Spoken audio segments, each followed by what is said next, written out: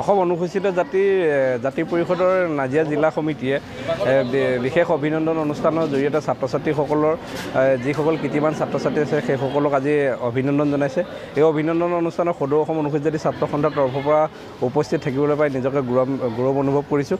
লগতে ছাত্ৰ ছাত্ৰীসকলক অভিনন্দন জনাইছোঁ আৰু উদ্যোক্তা সন্মানীয় সভাপতি অৰূপ দাস ডাঙৰীয়াকে প্ৰমুখ কৰি সভাপতি সম্পাদকে সকলোকে ধন্যবাদ তথা কৃতজ্ঞতা জনালোঁ।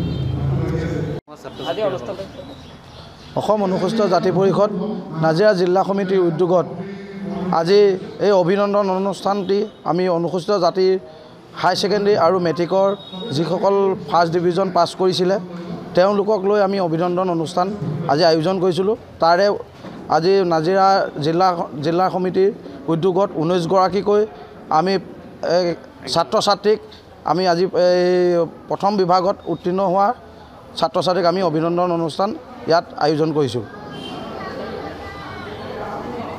জাতি পৰিষদ নাজিৰা জিলা সমিতিৰ উদ্যোগত আজি নাজিৰা মহকুমা অন্তৰ্গত অনুসূচিত জাতিৰ হাইস্কুল শিক্ষান্ত পৰীক্ষা আৰু হায়াৰ ছেকেণ্ডেৰী চূড়ান্ত পৰীক্ষাত উত্তীৰ্ণ কৃতিমান ছাত্ৰ ছাত্ৰীসকলক বিশেষভাৱে সম্বৰ্ধনা জনোৱা হৈছে। ইয়াতে থাকি যথেষ্ট সুখী হৈছোঁ, আনন্দিত হৈছোঁ। যথেষ্ট মেধাসম্পন্ন ছাত্ৰ ছাত্ৰী আজি আমি ইয়াত লগ পাইছোঁ। তেওঁলোকক আমি শুভেচ্ছা জ্ঞাপন কৰিছোঁ। অনাগত দিনত এখন সুন্দৰ অসমৰ বাবে, এখন সৰ্বাংগ সুন্দৰ অসমৰ বাবে তেওঁলোকৰ দায়িত্ব আৰু কৰ্তব্য আছে। আজি জ্যেষ্ঠসকলে তেওঁলোকক পৰামৰ্শ প্ৰদান কৰিছে। আমি আশা কৰিম আগন্তুক দিনত তেওঁলোকে জীৱনৰ সফলতাৰ দিশত অগ্ৰসৰ হ'ব আৰু সমাজ জীৱনলৈ তেওঁলোকৰ অৰিহণা আগবঢ়াব।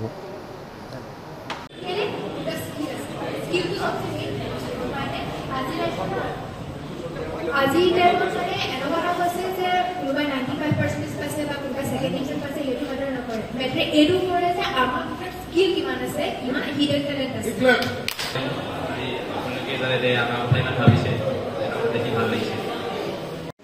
উপযুক্ত বক্তাসকলে আপোনালোকৰ আগত বহুখিনি কথা কৈ গৈছে।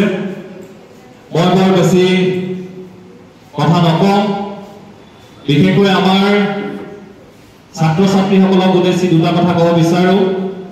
উপযুক্ত বক্তাসকলে প্ৰায়খিনি কথা তেখেতসকলৰ কাৰণে কৈ গৈছে। মই কেইটামান কথা মাত্ৰ সংযোগ কৰিম। আমাৰ ছাত্ৰ ছাত্ৰীসকলে এনেধৰণৰ সুখ্যাতি অৰ্জন কৰাৰ পাছত কেতিয়াবা বিপথে পৰিচালিত হোৱা দেখা যায়। তাৰ এটা মুখ্য কাৰণ হিচাপে মই বন্ধু নিৰ্বাচন বুলি ভাবোঁ। গতিকে আমি সকলোৱে সাৱধান হোৱা উচিত যাতে আমি বন্ধু নিৰ্বাচনত সতৰ্ক হওঁ। কাৰণ আমি দেখিছোঁ প্ৰতি বছৰে এনেকুৱা ছাত্ৰ ছাত্ৰীৰ সংখ্যা বাঢ়ি গৈছে, কিন্তু তাৰ পাছত সেই ছাত্ৰ ছাত্ৰীসকল বিপথে পৰিচালিত হোৱা দেখা যায়।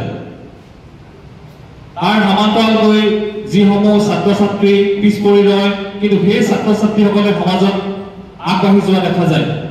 গতিকে মই তেওঁলোকৰ প্ৰতি এটা আহ্বান যাতে তেওঁলোকে যে বন্ধু নিৰ্বাচনত সতৰ্ক হয়। ছাত্ৰীসকলে স্কুলত অহা বাটতে দিবলগীয়া আছিল।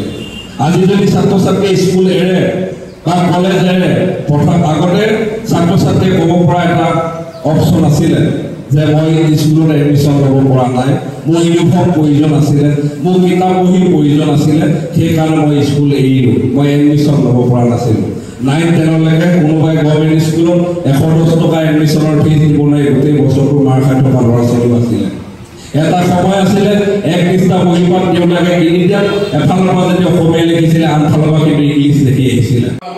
এই যিসকল মানুহে ব্যৱস্থাটোৰ প্ৰতি ক্ষোভ আছে, দুখ আছে, কৰবাত চেষ্টা কৰাত তেওঁলোকো পাৰিলে এইটো ব্যৱস্থা আমাৰ কৰি থৈ যোৱা মূলতে হৈছে সেই সময়ত যিটো শিক্ষাক্ৰম আছিলে, সেই সময়ত দৰিদ্ৰতা নাছিলে, সেই সময়ত আছিলে গোটেই ব্যৱহাৰ, আচাৰ ব্যৱহাৰৰ ওপৰতে গোটেই ব্যৱস্থাটো আছিলে।